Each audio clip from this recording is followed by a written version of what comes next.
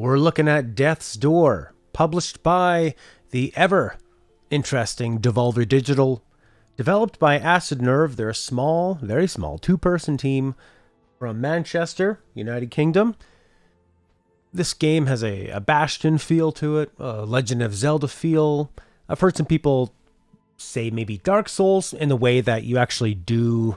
You do a lot with souls. You use souls as a currency, you use souls to unlock doors. It's your job to go find souls. The combat is pretty solid.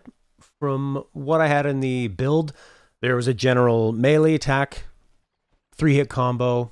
There's a charge, like a heavier melee swing. You can charge that swing, and you can shoot an arrow. You can use the arrow for attacking enemies or solving puzzles like I'm doing here. This is a sort of a tutorial puzzle. Later on in the build, you do get a fire spell, and it looks like that there's, as you can see in the top left, room for a few more things. I didn't get the fire till the end, and it looks like that's a quicker way to solve some puzzles. The combat feels pretty solid. There's a nice weight, and they use that freeze frame technique, just a slight freeze when you hit somebody to make it seem kind of weighty and heavy. You have a dodge that has a bit of a cooldown, similar to Dark Souls, and there are only about, as you can see in the top there, about like 4 hits you can take. To heal yourself, you find these seeds, you put them into pots and plant them, and then you can harvest it right away. I didn't find that if you left it in the pot any longer, it was, grew into anything else. But I think it's more like there's only specific places you can heal, which is a pretty clever idea, or you can plant it in there and leave it for next time.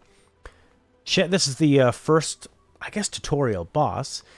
I found that the boss challenges in this game were definitely not of the Dark Souls challenge, definitely not as hard as, say, Salt and Sanctuary, or even as hard as, like, Hollow Knight. It being this top-down gives you a lot more room to run away. The bosses generally have just a few different attack patterns. I don't think there were any bosses that I really had to take multiple times on. It's not like there's so many different combat variations that they throw at you, or that they're very, very fast. So it's sort of, it's like Super Mario difficulty, where it's fun, and you're going to die a few times, but you're not banging your head against it. So if you're looking for that Dark Souls type difficulty, you're not going to find that here, at least in the build that I played. Maybe it gets way tougher after the first few hours. I did this boss, a few other ones. You end up going into an interesting mansion, and you fight a couple bosses there, and yeah, it wasn't too difficult, but it was a nice challenge. I found it pretty engaging. What I like about it is, first off, the star of the game is the animation. The animation and the art style, like I'm talking about how they move and the way that they're visually constructed, is beautiful. I cannot believe this is a two-person team. The enemies as well, they have this sort of almost like a Miyazaki Studio Ghibli style, where to me they kind of seem like stuff you'd see out of Japanese folk horror. Big kind of almost like clumsy, shambling characters. Some are small and cute. Everything is pretty cute, even if it's done with light horror aspects.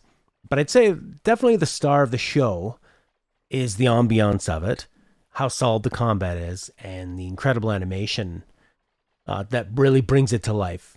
When I was playing this game, I kept thinking, why don't they do this style with more games? I mean, I'm a big fan of Deus Ex Cyberpunk games. Why don't you do a Deus Ex Cyberpunk stealth game with this top-down view? The thing with this view is that if two people can make a game that looks this good, feels this good, has a pretty interesting story, I mean, instead of you having to throw millions and millions of dollars and years of your resource time trying to make a new Deus Ex game that doesn't turn out and you end up taking a break, try more experiments like this. But anyway, those are AAA games. We're talking about this one here. It was a pretty compelling game. They don't hit you over the head with the story. They allow you to explore a little bit on your own. And there were a few times where I was a little confused on where to go, but there were also a lot of times where it felt very, very intuitive on where you needed to go. The level design, like Dark Souls, has a lot of circling back, so you're not doing an annoying amount of backtracking or anything like that. Yeah, it respects your time. They use these different doors as checkpoints, so as you get through a level, there'll be another door, or you'll flip a switch and they bring a platform or something down. So it's pretty pleasant to move around. I couldn't figure out whether the roll made me go faster than the walking speed, which felt kind of slow. But in the upgrades, there's melee, agility, magic, and something else. So there's one of them affects your actual movement speed and your roll speed, and then how quickly you can do the rolls in between cooldowns. This is a good example of one of the really interesting characters, very interesting design. A lot of the characters have different objects on their heads. I don't know what they're getting at. You can see some masks in this foreground. So it definitely does have that sort of Japanese feel of wearing a lot of masks. As the Japanese say, you wear a different mask for every different person that you speak to.